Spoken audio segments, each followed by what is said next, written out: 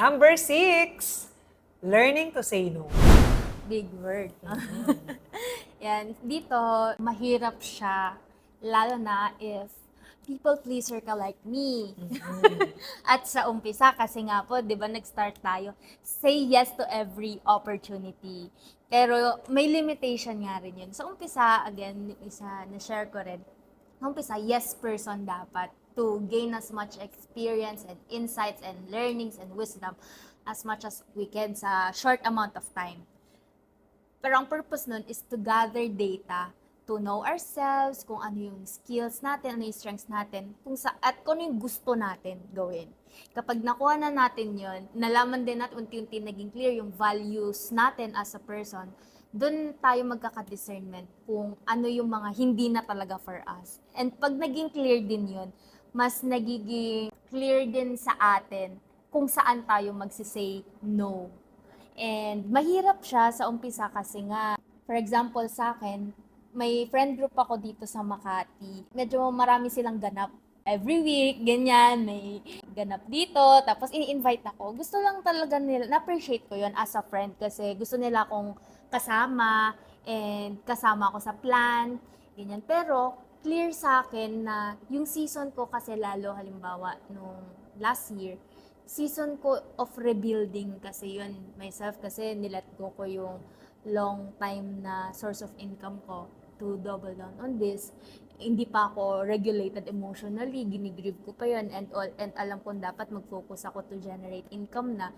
So, kahit mahirap sa akin, kahit na parang ayoko silang ma-disappoint, pero I have to say no madalas kesa mag-yes. Siguro sa isang buwan na may 4 na invitation, mag-yes ako ng isang beses para alam pa rin nila na I value you as people and part of my life. Para nandun pa rin ako, pero hindi laging yes kasi iba yung focus and season and priority ko ngayon.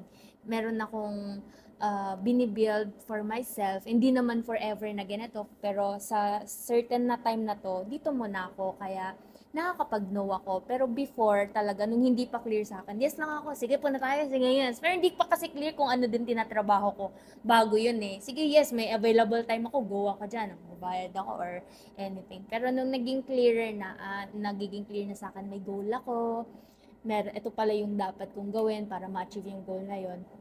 Kapag may, hindi na ako basta yes na lang ng yes. So, ayun, boundary siya kasi kailangan lang din i-communicate din yun sa kanila para maintindihan din nila.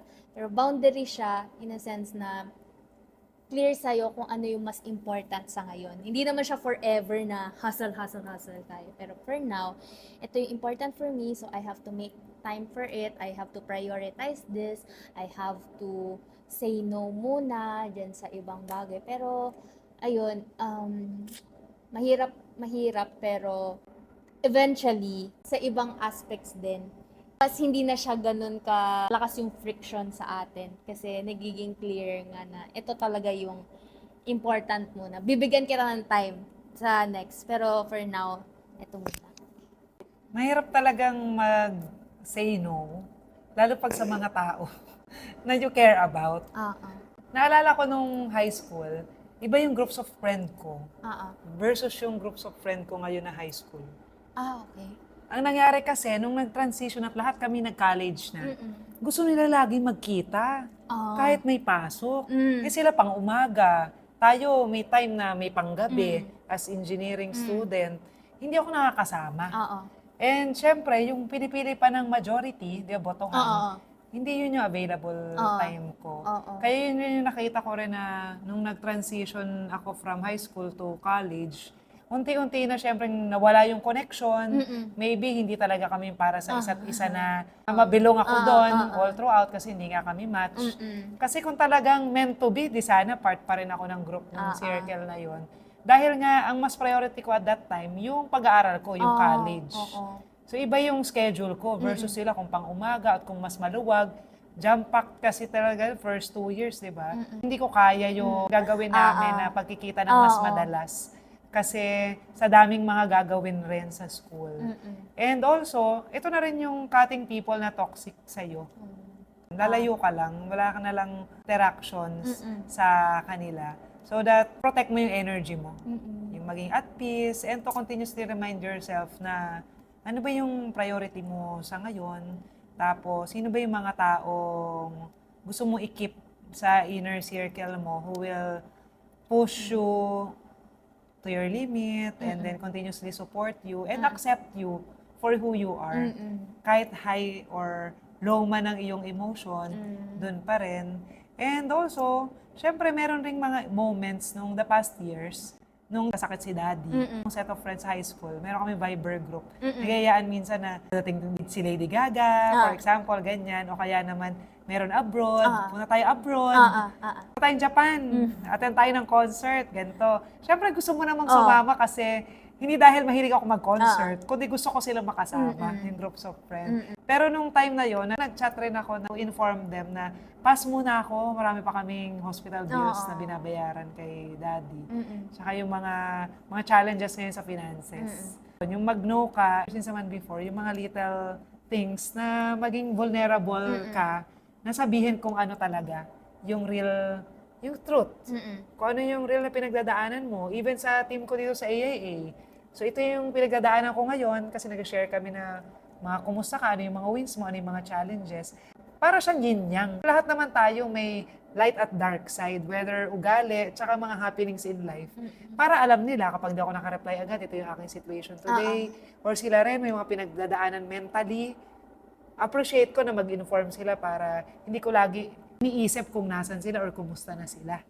Nagkasakit ako ng TB o kaya ito yung situation ko ngayon. Baka hindi ako makareply ng gantong moment. Tapos half of my week dito ako sa Pasay, half of my week doon ako sa Muntinlupa kasi magbabantay kami sa ospital. Yung mga ganong moments na magsasabi ka ng pwedeng gawin next. Kapag mag-no naman at talagang ramdam other person na gusto mo, sasabi ka ng other options. Alternative. Ng alternative na hindi po ako available na ganito, pero pwede ba kayo ng next week, Saturday? Pero pag yung mga iba naman na other things, kung talagang wala, edi yun talaga, express mo lang kaysa wala ka talagang sinasabi. Kasi other person, sometimes, di ba, pag silence, pwedeng yes yun. Pwede rin namang no yun. Ang hirap-hirap manghula. So, better i-communicate mo well kasi they will respect you and they will appreciate you more. Siyempre, mas maganda rin naman na nagsasabi ka. Kaya nga, yung sa mga gantong moments, meron rin akong natutunan sa seminar na yung kasabihang, it's okay to say no to other people for as long as you say yes to yourself. Yes. So, you don't need to please other people na mag-yes ka lagi sa kanila. So, nanaw ako ngayon, hindi ako sasama sa gala at iinom kasi pipiliin ko matulog ng mas maaga. Kasi mas maaga akong gising tomorrow. Yeah. O kaya naman, hindi ako makakapag-gym this time kasi kailangan ko magpahinga muna kasi pagod yung katawan ko. Ayun. So, lagi namang merong reason kung bakit ka nag-no. May pinipili ka for as long as laging unahin mo yung sarili mo. Yeah. Kasi kapag inulan mo yung sarili mo, you can take care of yourself and other people around you. Yes. Tsaka, in addition lang din pa sa sinabi nyo, pag yes kasi ng yes, kahit nalabag na sa loob natin, nagbe-build yung resentment, na yes ka ng yes, pero sa loob mo, parang isa na lang. Binibilangan mo na pala sila, hindi nila alam. Hindi mo naman sinasabi. So, tsaka sinasabi rin din pala, narinig ko na, no is a complete sentence. Hindi mo kailangan mag-explain. Oo. Meron times na hindi mo kailangan i-explain na hindi talaga kaya, hindi siya priority. And meron din naman time na kailangan mong explain para maintindihan nila and hindi nila personalin yung no natin. Kasi may iba tayong priority. So I think maturing din yun yung learning kailan mag-yes, kailan mag-no, kailan mag-explain at kailan hindi. Amen. Yeah. Thank you guys for listening to our latest episode. And kung kayo rin, ano ba yung mga small decisions, habits na nagpabago sa life niyo for the better, i-share niyo naman yan sa amin. And again, kung meron kayong mga ideas, content na topics na pwede naming pag-usapan para naman maging interactive ito, let us know. Bye! Bye-bye!